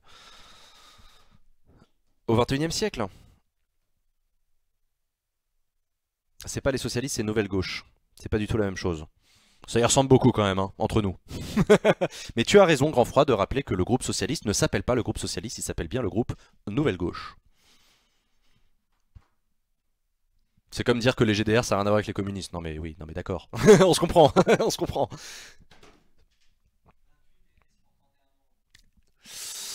Jean, question hors sujet, l'Assemblée finance-t-elle la sécurité des députés, garde du corps, etc. Non, non, les députés ne sont pas, n'ont pas un garde du corps. Le service de protection des hautes personnalités, qui d'ailleurs ne s'appelle plus comme ça, ne protège pas individuellement chacun des 577 députés. En revanche, certains députés, pour des raisons de sécurité, peuvent faire l'objet d'une protection rapprochée et de mesures spécifiques, mais voilà. Et est-ce que c'est l'Assemblée qui finance alors, est-ce que c'est dans le budget de l'Assemblée nationale ou est-ce que c'est dans le budget du ministère de l'Intérieur dévolu par l'Assemblée nationale dans une enveloppe spécifique? Honnêtement, là, j'en sais rien, tu m'en demandes trop.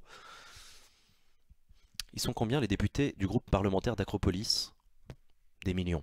Des millions.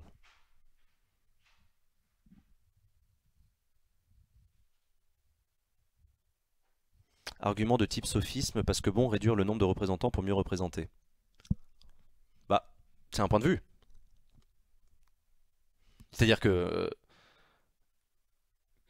Attends, comment te répondre? Je commence à être fatigué, mais... La qualité de la représentation ne dépend pas du nombre de représentants. Voilà. C'est ce que pourrait opposer le gouvernement.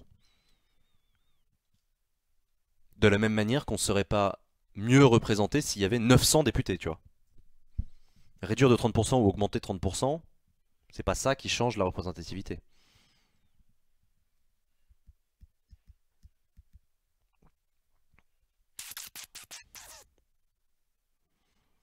Voilà, bon écoutez chers amis, il est 18h30, je pense qu'on va s'arrêter là pour aujourd'hui. Adrien, t'as un truc à rajouter? Ouais, on laisse pas les questions sans réponse.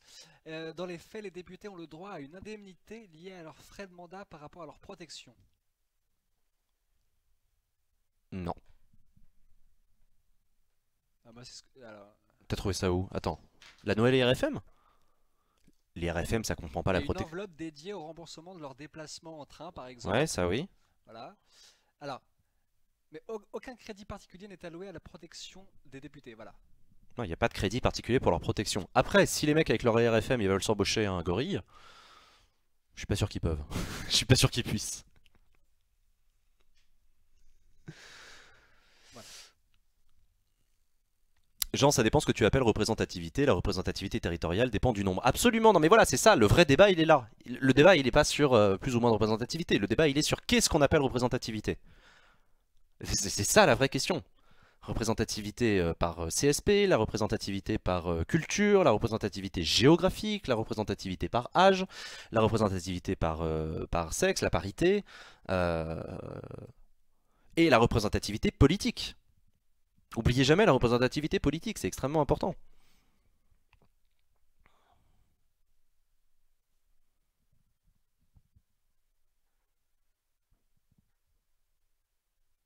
Dire qu'à cette même période de l'année dernière, on était en pleine campagne présidentielle, tu n'es pas un peu nostalgique? Oh, non, je t'avoue que ça me manque pas, la campagne présidentielle, on a tellement chié. C'était tellement fatigant. Enfin, en même temps, c'était passionnant, mais putain.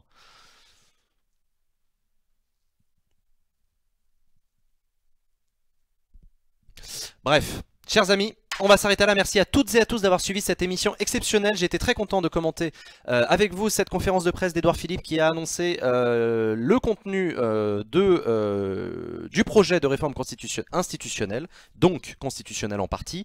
Merci à toutes et à tous. On se retrouve sur Acropolis demain soir pour la libre antenne. Et ce sera la dernière émission de la semaine puisque ensuite on s'offre une semaine de vacances qui va nous faire du bien. Merci à toutes et à tous. Générique, fin d'émission. Ciao, bye.